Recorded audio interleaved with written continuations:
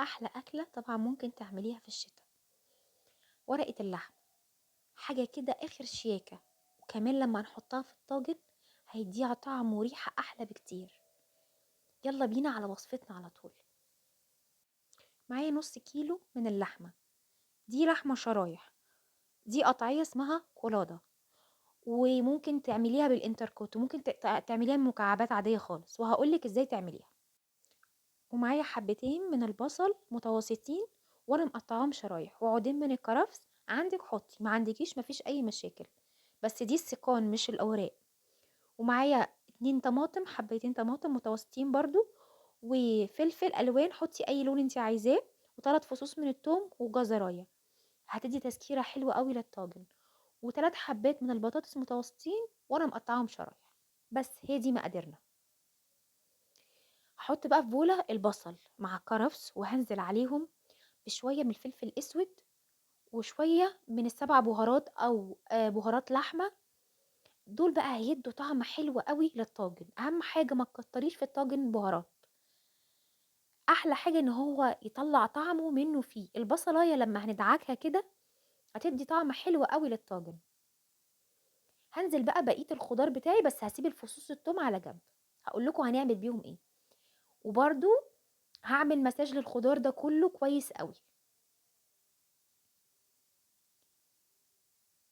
تمام. وبعد كده هنزل بالبطاطس عليهم، وهسيب بقى الكلام ده كله على جنب. وهجيب اللحمه بتاعتي برضو هديهم رشه من الفلفل الاسود ورشه من البهارات، وهقلب اللحمه مع بعضها كويس. انا ما حطيتش هنا ملح لسه، هحطه في مرحله التسويه. اهم حاجه بدي الحاجه تتبيله خفيفه كده.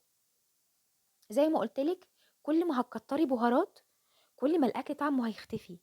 اكل بتاع زمان كان طعمه حلو عشان احنا ما كناش، اهلنا ما كانتش بتكتر فيه بهارات.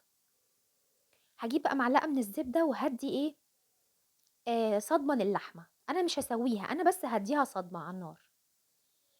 وعلى فكره الحروقه اللي هتنزل في الطاسه دي هتدي طعم حلو قوي للطاجن. هقولك بقى ازاي. لو انت بقى اللحمه عندك قطع، هتديها هنا صدمه كده زي ما انت شايفه، وتحطي لهم شويه من ميه، وتسيبيها تستوي 3/4 سوا. وهحط بقى شيلت اللحمه، وهحط الخضار بتاعي في الزبده اللي كانت محطوطه، واحط عليهم شويه ملح ومعلقه من الصلصه، وهقلب الكلام ده مع بعضه كويس، وهديله تشويحه سريعه. اخد بهاريز اللحمه اللي نزلت دي واخليها جوه الطاجن، وتبقى طعمها حلو مع الخضار. على فكره الحركه دي هتفرق جدا في طعم الطاجن. هجيب الطاجن بتاعي وهنزل بالخضار، وانا كنت مخليه شويه من الخضار على جنب عشان ازوق بيهم الطاجن، وهرص اللحمه فوق الوش. الطاجن ده بقى ممكن تعملي جنبيه طبق رز بالشعريه، طبق رز ابيض، وتعملي طبق سلطه وشويه مخلل كده، وهيبقى روعه حقيقي والله. وانا بصي رصيت فصوص الثوم اللي انا كنت مشوحاها. انا الفصوص الثوم معلش هي اتقطعت، انا نزلتها مع اللحمه وهي بتتشوح.